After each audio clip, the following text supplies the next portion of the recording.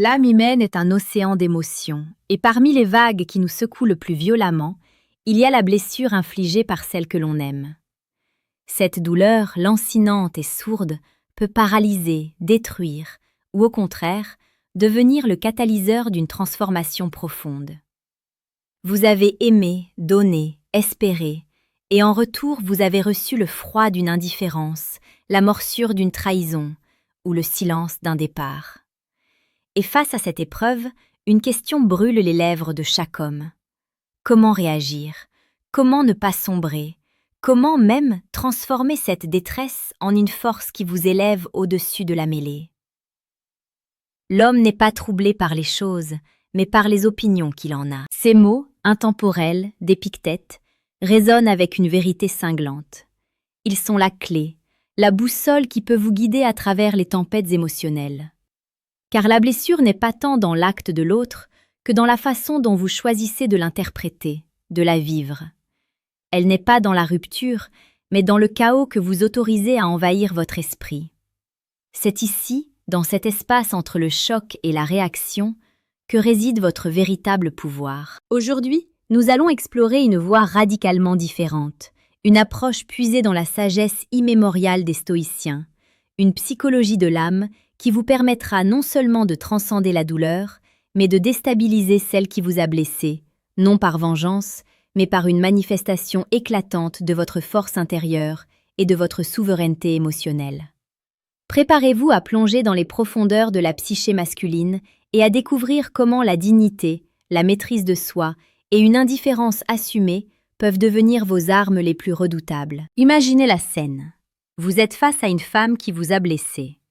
Elle s'attend à vous voir effondré, suppliant, ou pire, en colère et amer. C'est le script qu'elle a écrit pour vous. C'est la réaction qu'elle anticipe, car c'est la réaction humaine la plus commune. Mais vous, l'homme stoïcien, vous allez briser ce script. Vous allez déjouer ses attentes, non pas par un acte spectaculaire, mais par une absence. Une absence d'émotion qu'elle attend, une absence de réaction qui la laissera désarmée. Pensez à ce moment où un homme, dévasté par un abandon, supplie sa partenaire de revenir. Il lui envoie des messages ininterrompus, l'appelle, la poursuit. Il étale sa souffrance, espérant que la pitié ou le souvenir d'un amour passé la ramèneront à lui. Mais que se passe-t-il réellement? Il lui donne le pouvoir. Il lui montre qu'elle est indispensable à son bonheur, qu'elle détient les rênes de son équilibre émotionnel. Et cette démonstration de faiblesse, loin de susciter le regret, peut souvent renforcer sa décision, ou pire, générer une forme de mépris. Elle se sent validée, puissante, et vous êtes relégué au rôle de victime impuissante. La psychologie humaine est complexe, mes amis. Nous sommes tous attirés par la force, par la stabilité, par l'énigme. Un homme qui, face à la blessure, maintient sa dignité, qui ne se laisse pas submerger par le chaos, devient instantanément plus grand, plus mystérieux. C'est une réaction contre-intuitive, c'est vrai. Notre premier instinct est de réagir à la douleur par la douleur, à la colère par la colère. Mais c'est précisément dans cette retenue que réside la force. Prenez l'exemple de Marc. Sa petite amie depuis 3 ans, avec qui il avait des projets de vie, l'a quitté pour un autre homme. La nouvelle l'a frappé de plein fouet, le laissant anéanti. Ses amis s'attendaient à le voir sombrer, à se morfondre. Mais Marc, après une période de deuil intérieur qu'il a vécu seul, a choisi une autre voie. Il n'a pas supplié, il n'a pas harcelé. Il a simplement disparu de son horizon, non par amertume, mais par un choix conscient de se reconstruire. Il a continué à travailler sur lui-même, à cultiver ses passions, à se surpasser.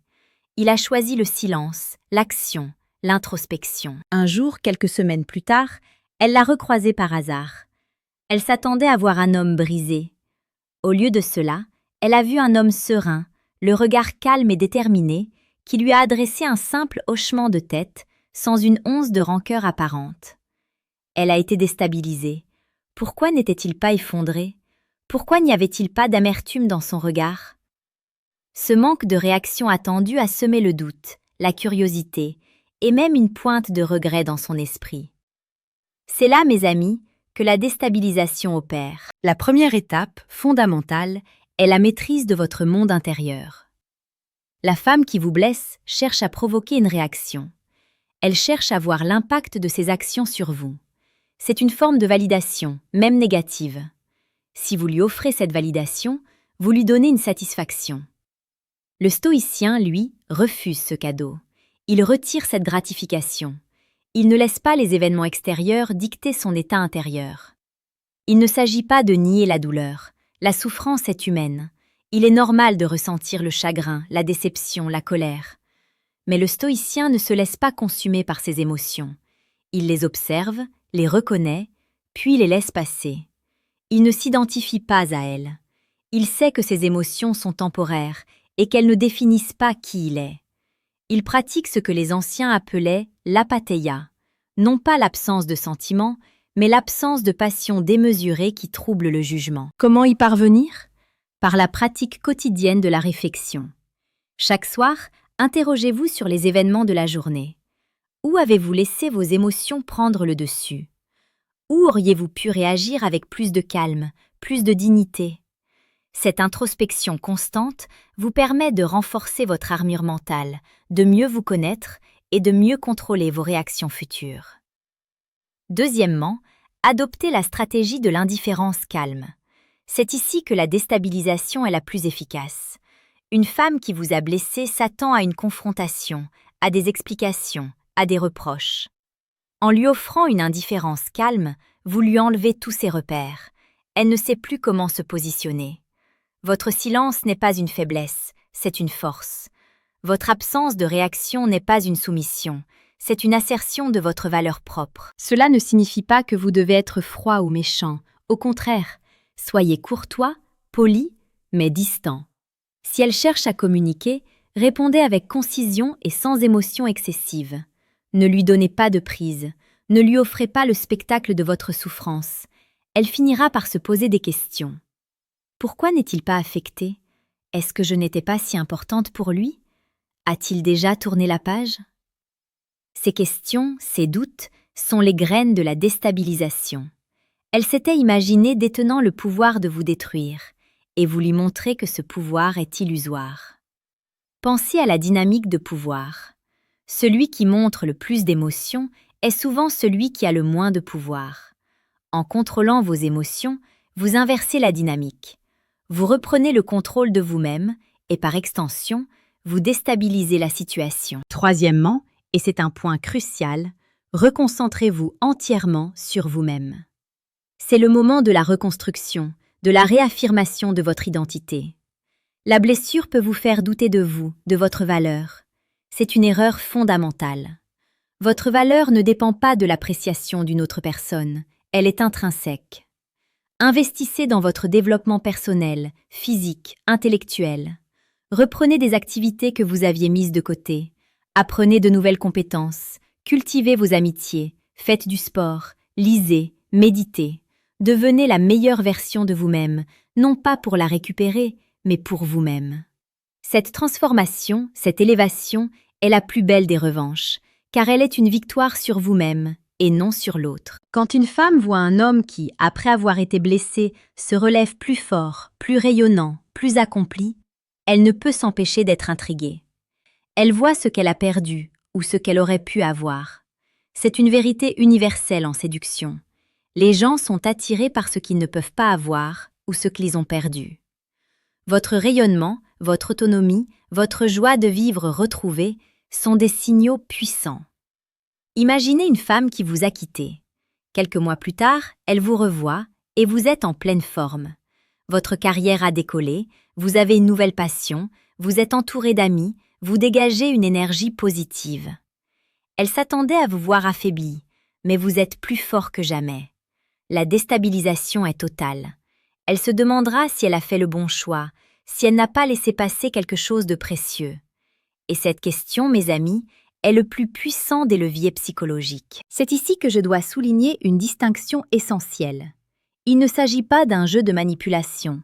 Il ne s'agit pas de devenir un homme froid et sans cœur. Il s'agit de reprendre le contrôle de votre vie, de votre bien-être, de votre souveraineté émotionnelle. La déstabilisation est une conséquence naturelle de votre élévation personnelle, non un objectif en soi. Votre priorité absolue doit toujours être votre propre bonheur et votre propre croissance. En agissant ainsi, vous ne cherchez pas à lui faire du mal. Vous cherchez à vous guérir, à vous renforcer. Et si cette démarche vous rend plus attractif, plus désirable, plus énigmatique à ses yeux, c'est une conséquence inévitable, mais secondaire, de votre cheminement stoïcien. Je sais que ce chemin peut sembler difficile. Lorsque le cœur est brisé, l'esprit est souvent embrumé par la douleur et le désespoir. C'est pourquoi il est crucial de s'appuyer sur des principes solides, sur une philosophie de vie qui a fait ses preuves à travers les âges. C'est ce que nous explorons chaque jour sur cette chaîne, âme stoïque. Nous vous proposons des vidéos sur la séduction la plus précieuse et pertinente, celle qui prend racine dans la force intérieure, la dignité et la maîtrise de soi. Si ces principes résonnent en vous, si vous aspirez à devenir un homme inébranlable, un homme qui maîtrise son destin, alors je vous invite à vous abonner dès maintenant. Quatrièmement, cultivez votre mystère et votre imprévisibilité.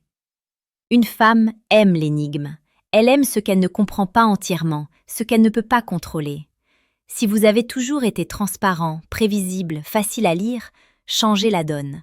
Ne vous exposez pas entièrement, ne dévoilez pas toutes vos pensées, toutes vos émotions. Laissez planer une part d'ombre, un jardin secret où seul vous avez accès. Si elle vous contacte, soyez poli, mais bref.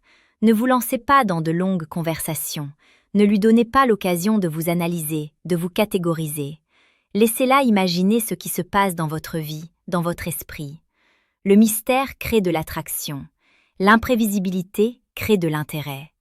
Et cet intérêt, cette curiosité, sont des éléments clés de la déstabilisation. Elle cherchera à comprendre ce qui a changé, ce qui vous a rendu si différent. Elle s'interrogera sur votre nouveau statut, votre nouvelle vie. C'est une danse subtile, mes amis. Une danse où chaque pas compte, où chaque geste est chargé de sens. L'homme stoïcien ne se bat pas avec l'épée de la colère, mais avec le bouclier de l'indifférence. Il ne crie pas sa douleur, il l'absorbe et la transforme en force silencieuse. Pensez à l'analogie du boxeur. Un boxeur qui encaisse un coup sans broncher, sans montrer de signes de faiblesse, déstabilise son adversaire plus que s'il ripostait avec fureur. L'absence de réaction attendue est un coup psychologique en soi. Elle sème le doute, la frustration et parfois même la peur.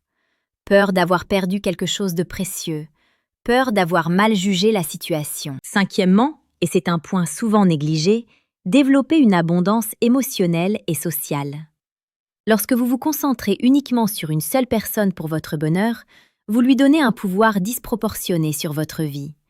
Mais si votre vie est riche, remplie d'expériences, d'amitié, de passion, de projets, alors la perte d'une seule personne, aussi douloureuse soit-elle, ne vous anéantira pas. Cultivez un cercle social solide. Ayez des amis fidèles, des mentors inspirants.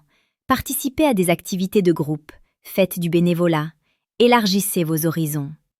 Plus votre vie sera riche et épanouissante en dehors de cette relation passée, moins vous serez affecté par son absence. Et cette richesse, cette abondance, sera perçue par elle. Elle verra que vous n'êtes pas un homme qui dépend d'elle pour son bonheur, mais un homme qui crée son propre bonheur. Il ne s'agit pas de collectionner les conquêtes pour se venger. Il s'agit de s'ouvrir au monde, de s'enrichir, de se construire une vie si pleine et si satisfaisante que l'absence de cette femme ne laisse qu'un vide minime, rapidement comblé par de nouvelles expériences et de nouvelles rencontres. C'est ici que je souhaite vous offrir une ressource précieuse. Pour aller plus loin dans cette transformation, pour maîtriser l'art de la séduction stoïcienne et devenir cet homme inébranlable et désirable, je vous invite discrètement, mais utilement, à cliquer sur le deuxième lien en description. Vous y trouverez un ouvrage qui changera votre perspective. Le manuel brutal du séducteur stoïque. C'est un guide qui condense des années de sagesse et d'expérience, conçu pour les hommes qui refusent de se laisser définir par la blessure et qui choisissent de forger leur propre destin. La séduction, mes amis, n'est pas un jeu de manipulation. C'est l'art de révéler la meilleure version de soi-même, d'attirer l'autre par sa force, sa confiance, sa sérénité. Et lorsque vous adoptez cette posture stoïcienne face à la blessure, vous devenez non seulement un homme plus résilient, mais aussi un homme infiniment plus attirant. Pensez à l'effet psychologique sur elle. Elle a infligé une blessure, s'attendant à une réaction prévisible. Mais vous avez déjoué ses attentes, vous avez montré une force qu'elle n'imaginait pas. Ce décalage entre ses prévisions et la réalité la forcera à reconsidérer non seulement ses actions, mais aussi sa perception de vous. Elle se demandera si elle n'a pas sous-estimé votre valeur, si elle n'a pas laissé échapper un homme d'une stature bien plus grande qu'elle ne le pensait. Et ce doute, cette interrogation, sont des armes puissantes. La femme est, par nature, attirée par l'homme qui se suffit à lui-même, par celui qui n'a pas besoin d'elle pour être heureux. Elle est attirée par l'homme qui dégage une aura de calme et de maîtrise, même face à l'adversité. C'est une vérité brute, parfois difficile à entendre, mais essentielle à comprendre. Votre indépendance émotionnelle est votre plus grand atout. C'est une psychologie qui va à contre-courant de l'instinct primaire. L'instinct nous pousse à nous battre, à réclamer, à nous venger. Mais la sagesse stoïcienne nous invite à nous élever au-dessus de ces instincts, à choisir la voie de la dignité, de la maîtrise de soi. C'est une voie qui demande du courage, de la discipline, mais qui offre en retour une paix intérieure inébranlable et un pouvoir authentique sur sa propre vie. Lorsque vous choisissez de réagir, non pas avec des cris ou des larmes, mais avec un silence puissant, une dignité inébranlable et une reconstruction personnelle acharnée, vous envoyez un message clair. Mes émotions m'appartiennent. Mon bonheur ne dépend pas de toi. Je suis le maître de mon propre destin. Et ce message, mes amis, est le plus déstabilisant de tous. Il ne s'agit pas de vengeance, il s'agit de vérité. La vérité de votre force intérieure, la vérité de votre valeur intrinsèque. Vous montrez au monde, et surtout à elle, que vous êtes un homme qui se relève, un homme qui apprend, un homme qui grandit, quoi qu'il arrive. En conclusion, lorsque le cœur est blessé par celle que l'on a aimée, ne tombez pas dans le piège de la réaction émotionnelle et de l'apitoiement.